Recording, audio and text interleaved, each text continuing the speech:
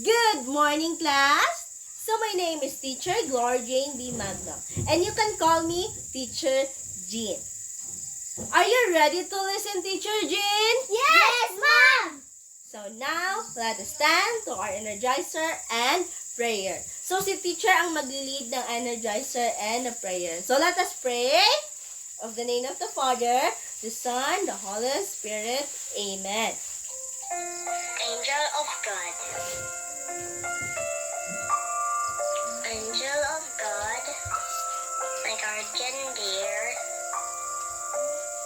to whom God's love commits me here, ever this day. Amen. So now, i-follow lang ninyo si Teacher Jean sa Energizer. Okay? Yes.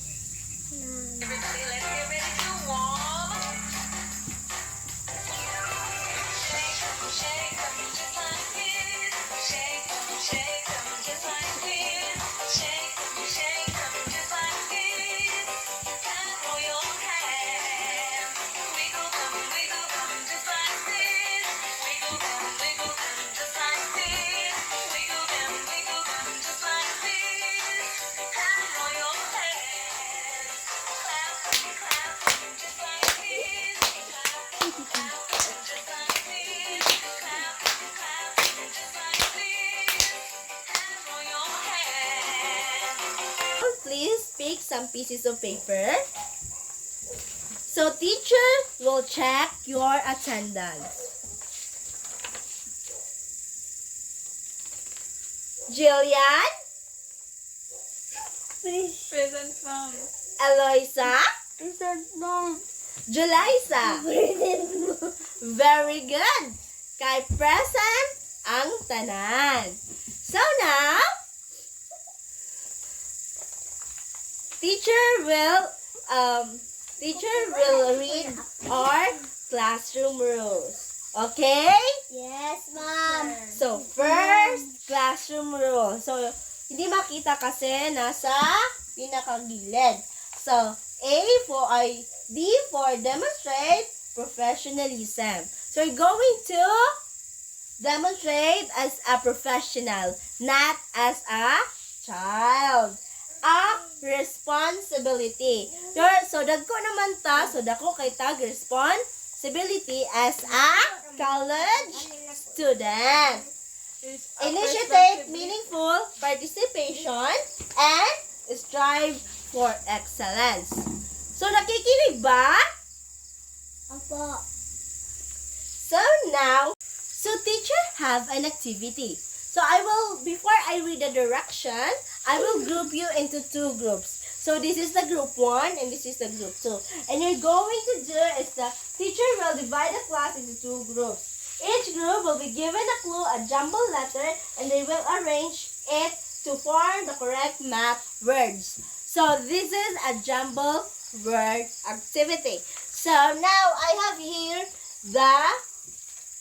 so this is the group 1. Please answer group 1. And this is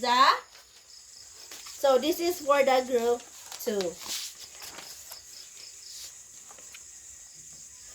So, I will give you 5 minutes to answer that activity. So, tapos na ba? Yes, Mom. So, very good. So, it's a basic yet essential mathematics operation forms a complex mathematical concept. It's addition. And the second group is subtraction. Very good. So now, do you have any idea about our topic for today? So, our topic for today is all about evaluating mastery, addition, and subtraction. So now, let's read our objective first. At the end of the lesson, students should be able to A. Solve addition and subtraction. subtraction problems involving two-digit numbers with accuracy. B. Recognize the importance of addition and subtraction in everyday life through engaging activity. Demonstrate their understanding of addition and subtraction by participating in thinking pair share activity where they collaboratively solve problems and share their strategies. So teacher, have another activity. Are you ready for our second activity? Yes, ma'am. Very good. So, our activity is the teacher will divide the class into two groups. So, pareha lang gyapon sa first natin activity. So, the same group. And each group is responsible for creating two scenarios. For each scenario, it's clearly stated the problem and the provide answer indicating whatever it involves. Addition or subtraction. Be prepared to share your scenario with the class. Nakakaintindi ba ang lahat? Opo. Very good. So, thank you for participating. Do you know the cardo clap? So, this is the cardo clap. 1, 2, 3. 1, 2, 3. Bang, bang, bang. Again. 1, 2, 3. 1, 2, 3. Bang, bang, bang. So, teacher will ask a question. So, what did you notice about scenario you solved? Very good. The scenario that are solved is naay, subtraction, and addition. What arithmetic operation did you find easier, addition or subtraction? So, another group, the subtraction, and then the second group is addition. So now, what is subtraction? Subtraction is a mathematical operation that represents the process of one number away from another. The symbol used for subtraction is the minus sign. Okay? Nantendihan ba ang subtraction? So, if we say subtraction, is the minus sign. And we have is what is addition. Addition is a mathematical operation that combines two or more numbers to find their total or sum. So, the symbol of use for addition is the plus sign. Okay? So, pag may ingon subtraction is a minus sign. So, pag may ingon addition, subtraction pala is a minus sign. Pag addition is a plus sign. So, I have here an example of addition and subtraction. So, first, if you have a 30 apple and you get 20 more apples, you can find the total number of apples by adding the two amounts together. The equation is 30 plus 50. How did you get the addition? By adding number. Very good. So, the explanation, start with a 30 apple. Add 20. So, 30, 40, 50. So, add 20. So, you can add 20. So, total of 50. The total number apple is 50. Did you understand? Yes, ma'am.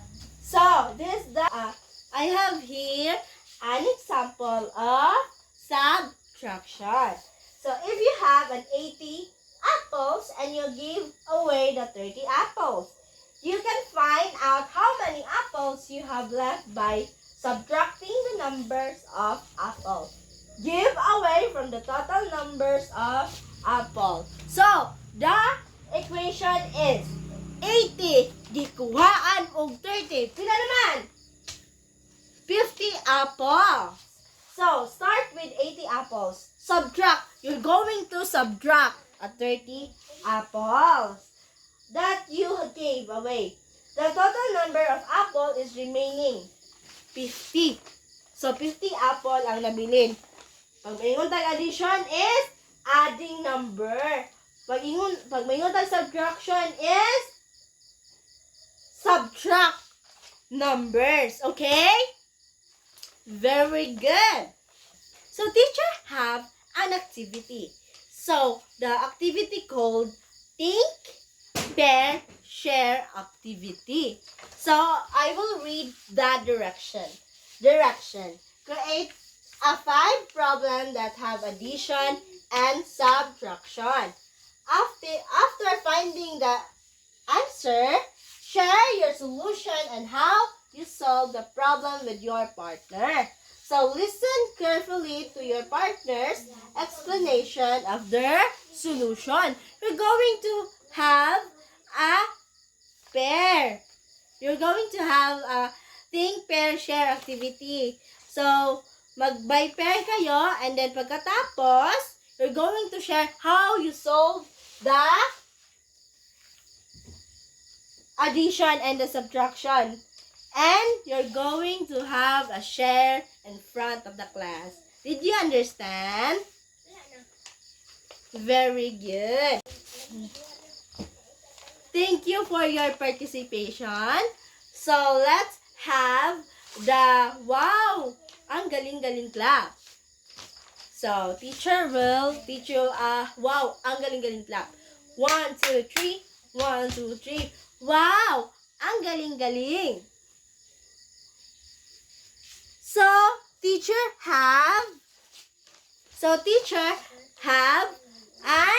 another activity. So, direction.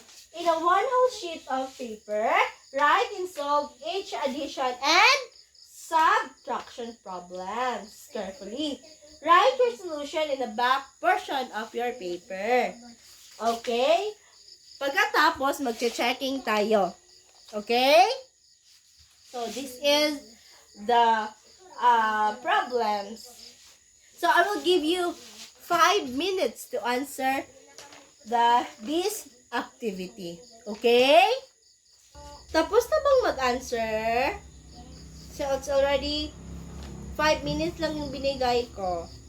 Okay, let's check your answer. So, 50 plus 31 equals 81. 56 plus 20 equals 66. 60 plus 14, 74. 51 plus 31 equals 84. 45 plus 12, 59.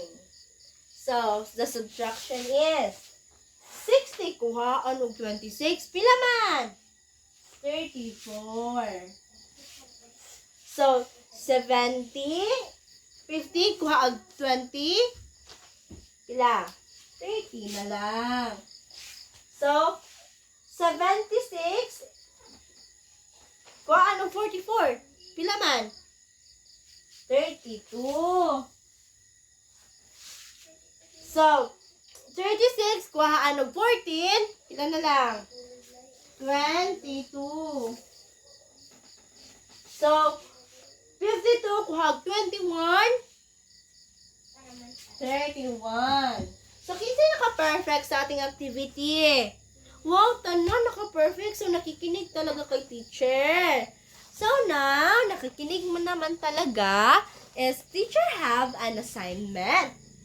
So, please, so si teacher lang ang mag-read ng direction. So, in a one whole sheet of paper, read the problem carefully. Determine prepared by whether addition or subtraction. Solve and write the correct answer. So, isulat nyo ito sa inyong assignment notebook at i-check natin bukas. Okay? Naintindihan ba si teacher? Kung naintindihan, let us stand. So, let us pray. Father, the Son, the Holy Spirit. Amen. Amen. So, goodbye, class.